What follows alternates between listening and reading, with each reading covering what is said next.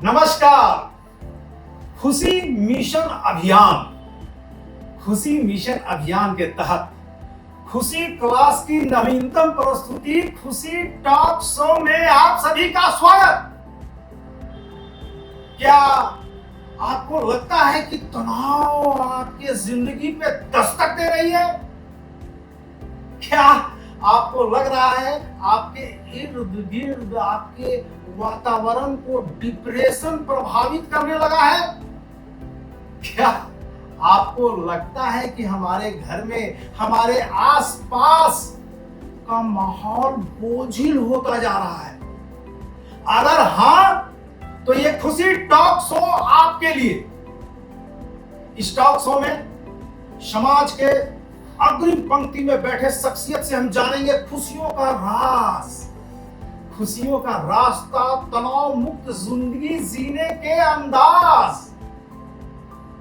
आज talk show में हमारे साथ समाज के अगली पंक्ति में बैठे वो शख्सियत हैं जिन्होंने टॉप टू बॉटम समाज को एक अलग नजरिए से देखा, पत्रकारिता के कई चरण को जिया, संपादकीय स्तर से लेकर आज तक का सफर इनका जबरदस्त रहा, बहुत ही काबिले तारीफ।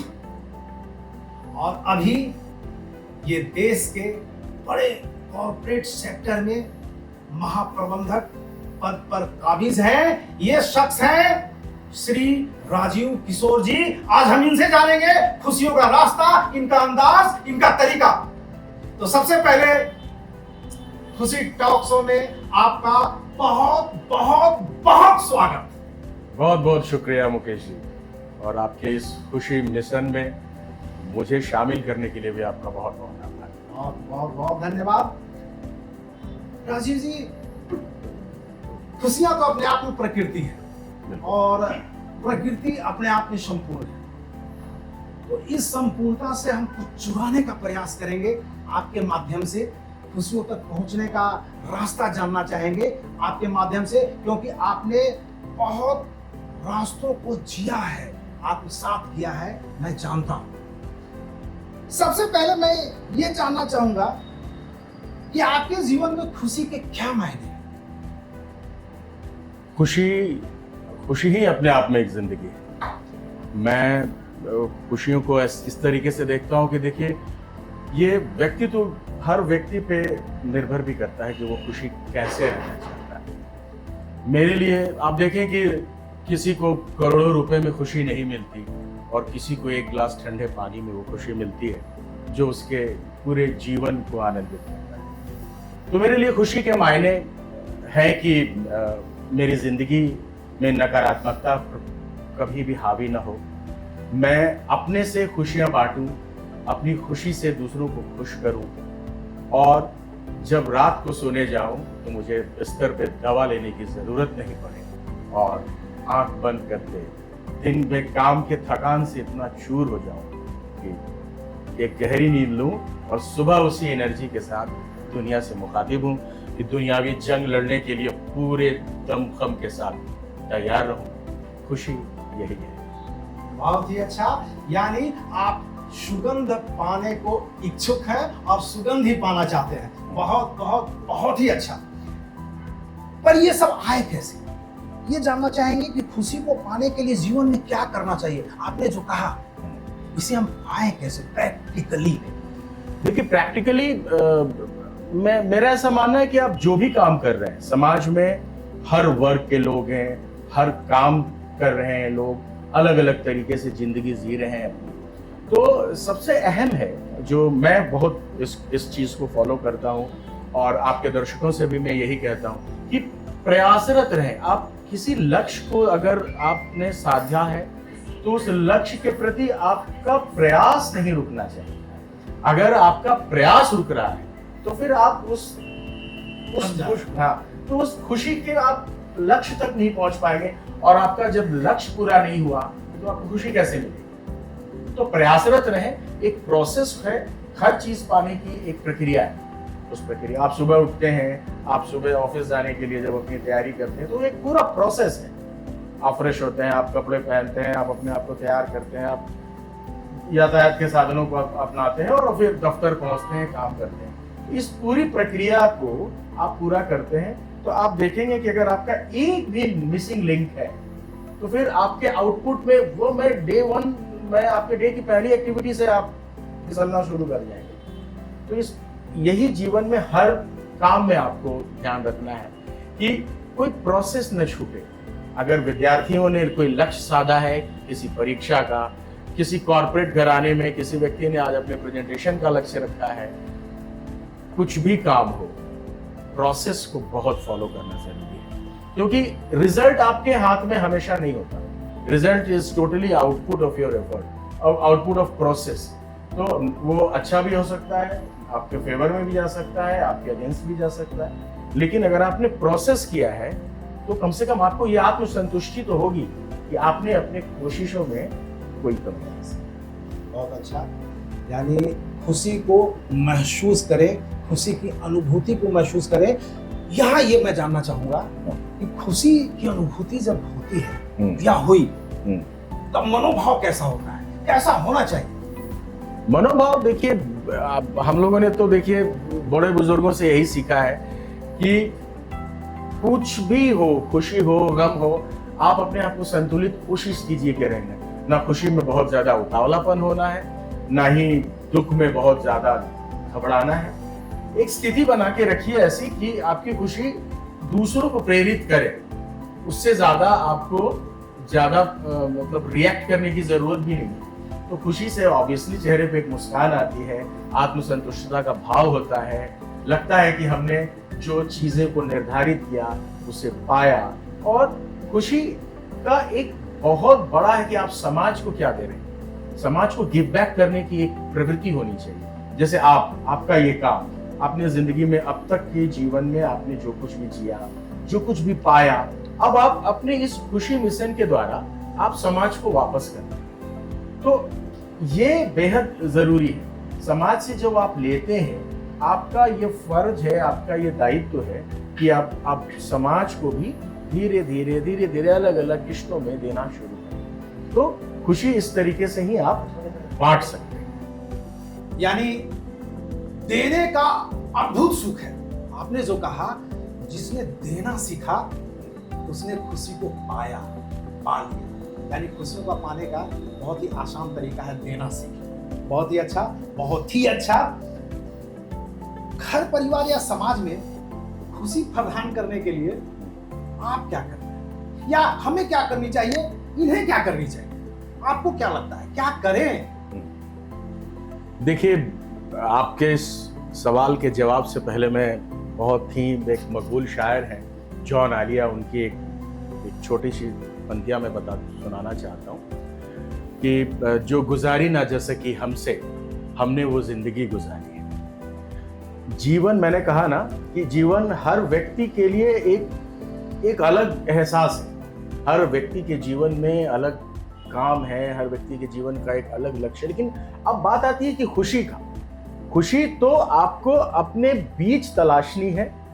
आप राह अपनी देख तो आकाश के तारे न देख, और कट चुके जो हाथ उन हाथों में तलवारें न देख। ये दुष्यंत की पंक्तियां हैं। इसका मतलब ये है कि आप अपनी राह में लगे रहिए।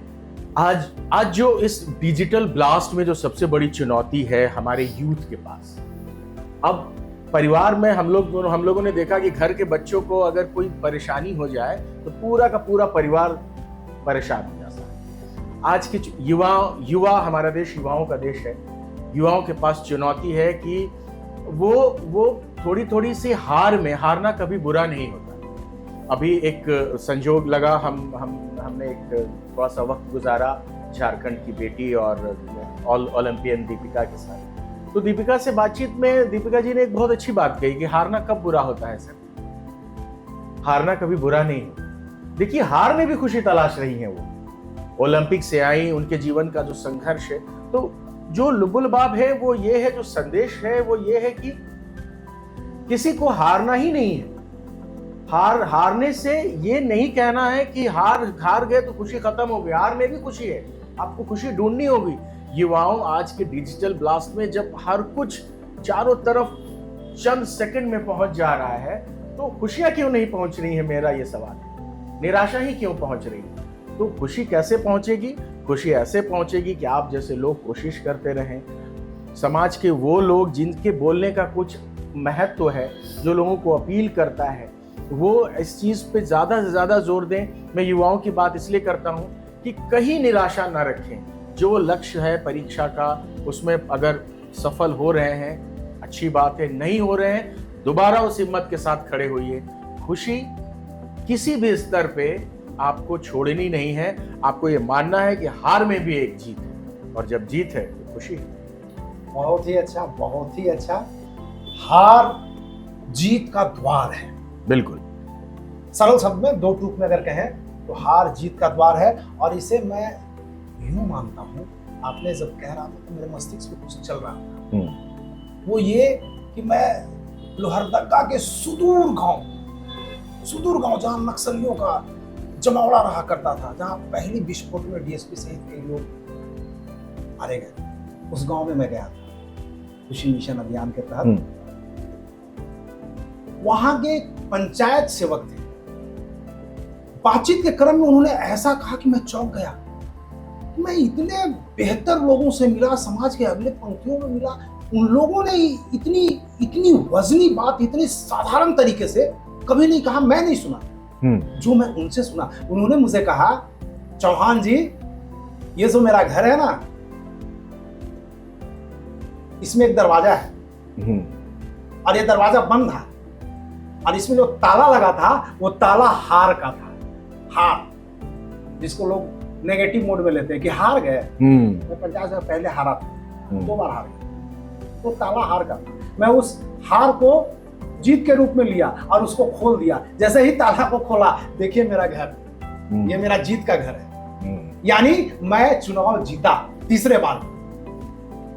कितनी सरल शब्द में कितनी बेहतरीन बात बोल दी आपने। जो कहा मेरे मस्तिष्क में आया, मैंने कह दिया। आपको बहुत बहुत धन्यवाद, बहुत अच्छी चीज आपने कहा। अंत में मैं ये जानना चाहूंगा कि तनाव मुक्त रहने के लिए आप लोगों को क्या संदेश देना चाहेंगे? तनाव मुक्त रहने के लिए जो सबसे जरूरी है वो ये है कि आप इस जो कारक हैं, जो रीजन हो सकते हैं आपके किसी भी अमुक कार्य को नहीं पूरा। देखिए, आदमी को तनाव कब होता है? जब उसका किया हुआ काम उसके फेवर में रिजल्ट नहीं देता, तब तनाव होता है। तो तनाव मुक्त रहने के लिए आप ऐसी दिनचर्या बनाइए अपनी, इस तरीके से जीवन में आगे बढ़िए कि आप मान के चलिए कि हार और जीत दोनों ही एक सिक्के के 2 पहलू हैं। और हर काम में अगर आप सफल नहीं हो रहे हैं, या तो तनाव का कारण है, जो रूट कॉज तो वही है। तो आप मान के चलिए कि ये भी इसका एक पार्ट ही है। और तनाव को अपनी ओर बिल्कुल हावी नहीं होने दें। तनाव नहीं होगा तब जब आपके मन में ये विश्वास होगा, आपका आत्मविश्वास होगा कि आप जिस तरीके से आगे बढ़ रहे हैं, आज नहीं तो कल, कल नहीं तो परसों, आप इस चीज को खत्म कर ही लेंगे। तनाव दूर करने के लिए लोगों ने मैं तो डॉक्टरी परामर्श नहीं दे सकता कि तनाव कैसे दूर करें, लेकिन हाँ, मैं कैसे दूर करता हूं मैं आपको ये बता सकता हूं। मैं अपनी मेहनत को दुगना कर देता हूं अपनी अगर मैं हारा और मुझे कोई तनाव हो रहा है तो मैं कोशिश करता हूं कि डबल मेहनत, खूब पढ़ा जाए, खूब घूमा जाए। मैं घूमने निकलता हूं। अगर मैं छुट्टियों पे हूं, अगर मुझे काम में तनाव है, अगर मेरे जीवन में किसी चीज से लेके मेरे किसी भी तरीके का तनाव है, तो मैं सबसे प्रेफर करता हूं कि मैं घूमना पसंद करता हूं। और काम में अगर तनाव है, अगर किसी एक टास्क में मैं फेल हो रहा हूं, तो मैं उसमें डबल मेहनत करता हूं। तो मेहनत में अगर आपकी ऊर्जा जाएगी तो तनाव की तरफ से आपका ध्यान भी हटेगा। और जब आपको किसी व्यक्तिगत कोई परेशान कर रही है, तनाव दे रही है, तो खूब घूमता हूँ मैं, छुट्टियों पे चला जाता हूँ, मैं ब्रेक लेता हूँ और फिर तरोताजा होके दुनिया से लड़ने के लिए उसी ऊर्जा के साथ। वाह, बहुत बहुत बहुत ही अच्छा। यानी मेहनत के कुंजी से तनाव के ताला को खोल दिया। बिल्कुल, जिंदगी जिंदा दिली से जी लिया, और आपने यही संदेश दिया। बहुत बहुत बहुत आभार। आज और अभी हमने आदरणीय राजीव किशोर जी से जाना खुशियों का राज, खुशियों तक पहुंचने का रास्ता, इनका अंदाज, इनका नजरिया। और बहुत जल्द हम फिर एक नई शख्सियत के साथ उनका अंदाज जानने के लिए पहुंचेंगे और यही मिलेंगे खुशी टॉक शो में। उसके पहले मैं आपका बहुत बहुत आभार और धन्यवाद करता हूं कि आपने व्यस्त वक्त से खुशी टॉक शो के लिए समय निकाला। एक बार फिर आपका बहुत बहुत बहुत आभार। बहुत धन्यवाद। और हम फिर मिलेंगे खुशी टॉक शो के अगले एपिसोड में। तब तक के लिए नमस्कार।